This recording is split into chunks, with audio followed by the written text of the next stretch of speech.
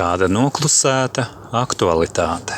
Cik tad ir to cilvēku Latvijā, kas ceļ trauksmi par to, ka tiesiskums ir pērkams un pat taisnības sargi pēdiņās nejūt morāles paģiras pēc tam, kad maksā naudu varai, drošības naudu, lai specifiskās situācijās atdabūtu cilvēktiesības kādam, ko varmāku varas vajā.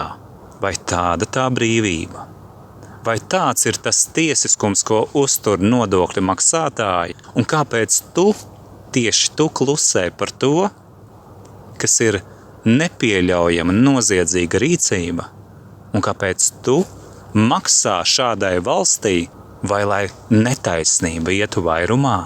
Tātad, ja tu maksā par to, vai arī piever acis uz šiem noziegumiem, uz šo kliedzošo netaisnību, vai tas nozīmē, ka tev tas der, ka tā saucamajā valstī notiek tirdzniecība ar ietekmi, kur vieniem cilvēkiem tiek piešķirta manipulēta viņa brīvība un viņa cilvēktiesības, bet citiem tās tiek atņemtas bez iespējas kaut ko vērst par labu.